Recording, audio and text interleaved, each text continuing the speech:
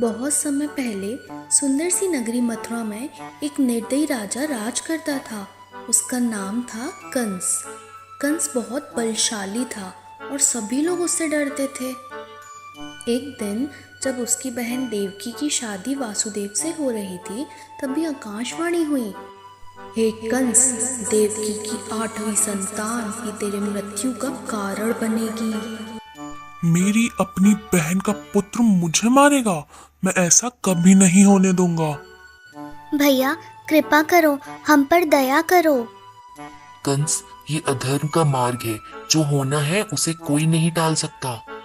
लेकिन कंस ने उनकी बात नहीं मानी और दोनों को एक अंधेरे कारागार में बंद कर दिया। समय बीतता गया, देवकी के बच्चे एक एक कर जन्म लेते गए।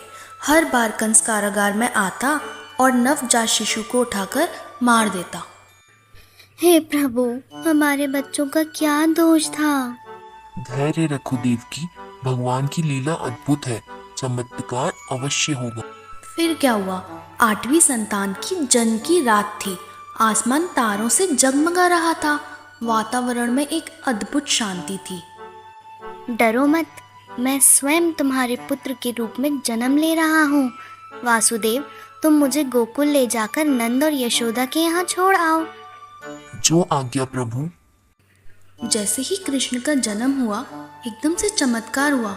सारी जंजीरें टूट गईं, द्वार अपने आप खुल गए और पहरेदार गहरी नींद में सो गए। आओ मेरे लाल, अब तुम्हें तुम्हारी कर्म भूमि तक पहुंचाना है। वासुदेव ने नन्हे कृष्ण को एक टोकरी में रखा और मूसलाधार बारिश में बाहर निकले।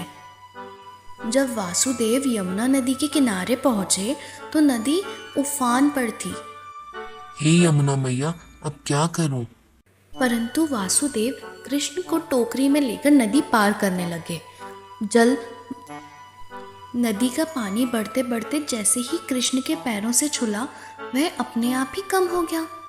यानी कि यमुना का जल अपने आप ही रास्ता देने लगा। ऊपर से शेषनाग आकर अपना फन फैलाकर वासुदेव और कृष्ण को बारिश से बचाने लग गए। गोकुल में सभी लोग मीठी नींद में सो रहे थे। नंद बाबा के घर में यशोदा माता ने एक कन्या को जन्म दिया था। वासुदेव ने चुपचाप कृष्ण को वहां सुलाया और कन्या को टोकरी में लेकर वापस मथुरा लौट आए। वासुदेव जैसे ही कन्या को लेकर कालकोठरी में पहुंचे, तभी सबको होश आया और कंस को पता चला।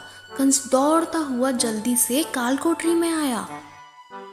कालकोठरी में आकर कंस ने यशोदा मैया और वासुदेव से उस बच्ची को छीना और जैसे ही मारने के लिए उसे फेंका, वह हवा में उड़ गई। और वह कोई साधारण बच्ची नहीं, वह योग माया थी। हे कंस, तेरा संहारक कहीं और सुरक्षित है। नहीं, अब मैं उसे कैसे रोकूंगा? तो बच्चों, याद रखना, अंधकार चाहे जितना भी घना हो, सच्चाई और भलाई का प्रकाश अवश्य फैलता है। विश्वास बनाए रखें। Radhe Radhe. Please like, share and subscribe to our YouTube channel.